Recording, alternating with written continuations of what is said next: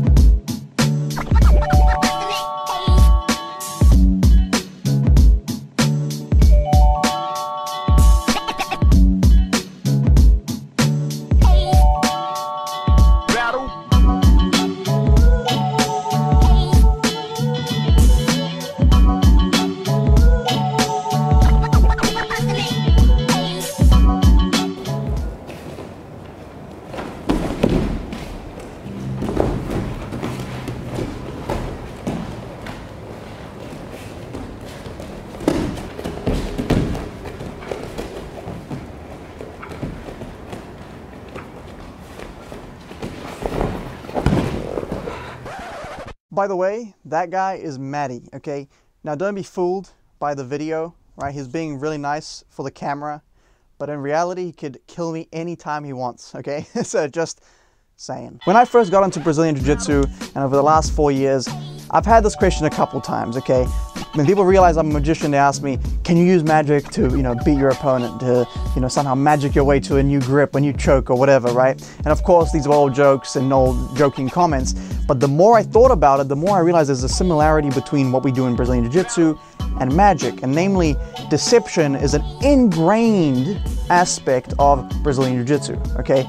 You're literally trying to deceive your opponent into giving you a better grip, giving you a better position, giving you the setup that you want. So you have to use setups and feints and lures and traps to get where you want, to execute your throw, to execute your chokes, arm bars, all that kind of stuff. And once I realized that there was that aspect of it, I saw so many similarities between the two that although I don't think there's directly translatable skills from card magic, to fighting, right? And so I'm not gonna paper cut someone to death, you know what I mean?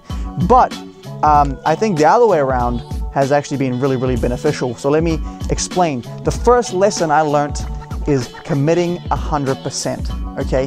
When you're about to go for a move, if you have any doubts in your mind that that move's gonna work, it won't work, okay? You have to commit 100%. If you go for a throw, you have to commit to that movement. You cannot go halfway and think, oh, this might not work, okay? So once you decide on something, you go. You just go, okay? If it works, that's great. If it doesn't, deal with the consequences later, right? So the same thing in magic. If you're performing, maybe you're improvising, maybe something happened that's kind of put you off your routine, and you need to, let's say, think on your feet, you do a switch, something like that. You cannot hesitate. You cannot think, oh, should I do this? Should I not do this? What if that's better? No. You just go, you go, and figure out the rest later, okay? That's crucial. One of the things I've noticed in top of the line competitors in Brazilian Jiu Jitsu is the lesson number 2, championship mindset, okay? So when they're out competing, they have this belief in their head that they are the best in the world, okay? That, they could go against anyone and they'd get the thing that they want, right? When they're off the mats, they look at everything more realistically. They look at everything like, I need to learn, I need to continue learning, I'm so shit here, I've got this bad weakness, this. But when they're competing, they're not thinking any of that, right? All they're thinking is, I can beat this guy and I'm gonna impose my will. Same thing with magic, right? When you're performing, you cannot have any doubts like, oh, there's better magicians out there. What if I'm not the best guy to show this trick? What if they catch me? What if they don't? You cannot have any of those doubts, right? When you're performing, you are the guy, you are the performer.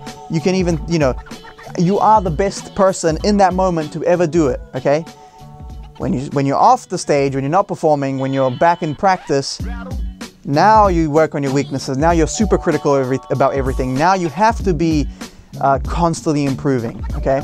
That's lesson number 2, championship mindset. Lesson number 3 is learning from everyone, okay?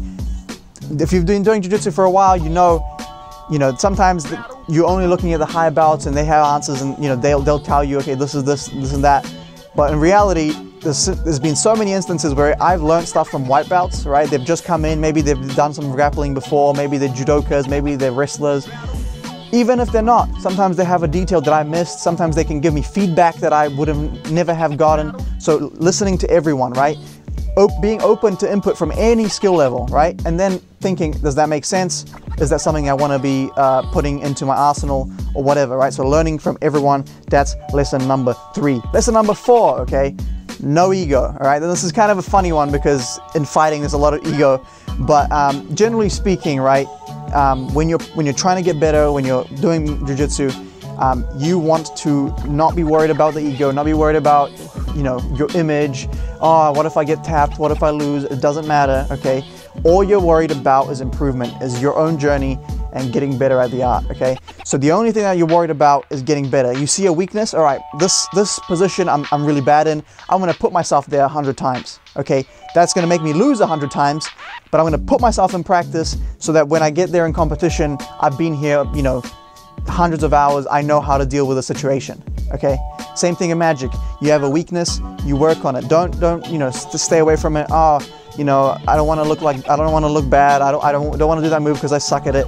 If you think you need it, then put in the work, and you know, don't worry about what you're good at and what you're bad at. Just focus on improvement. That's lesson number 4.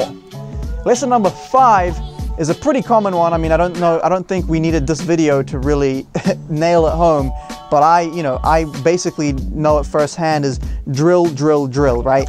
In jiu-jitsu, if you have a move, let's say a throw or a choke, especially like a triangle choke, let's say, right? You're just starting to learn it and you try to put someone in it, you're never gonna get it, okay? If you just learned it and you're really sloppy and you're leaving space and there's just no set up to it, you're not gonna get it, right? On anyone that's half decent, you're not gonna get it. So you have to drill the position to the point where it's muscle memory, you're not even thinking about it. You just, as soon as you get to that position, boom, you slap it on, you get the choke, okay? So you have to drill these things to the point where it's just second nature, you're not even thinking about it. In fact, sometimes when I'm like trying to show new guys a move, sometimes I don't even know how to do it slow because I'm just like, it's so instinctual at this point, right? So same thing with magic. You cannot go out and have, you know, practice a routine 3 times, have barely learned the moves, and then expect to just go out and perform your best, right? It's not gonna happen. You want to have that muscle memory. You want to nail those moves to the point where there's no way you can get it wrong. And if you get it wrong, you have 15 other stuff that you've perfected that you can come back with, right? So drill, drill, drill. That's lesson number 5. And that's really kind of the 5 main concepts I found really similar between Brazilian Jiu Jitsu and magic. It's the same with any competitive, well, I guess magic is not that competitive, but it's the same with any art form, any sport, any art that, you know, people try to get good at, right? It's any endeavor that people try to get good at. I think these things are pretty much translatable, but I found it really interesting, kind of the similarities. So that's about it from me. I hope you enjoyed this video. I really put a lot of work into it. If you did enjoy it, please leave a like and share with anyone you think would enjoy it. If you're ever thinking about starting jiu-jitsu, I'd highly, highly recommend it. It's one of the decisions I'm most happy with in my life and kind of one of my proudest things that I've continued to do. So I'll see you in the next one. As always, mad respect, much love, stay lit. Peace.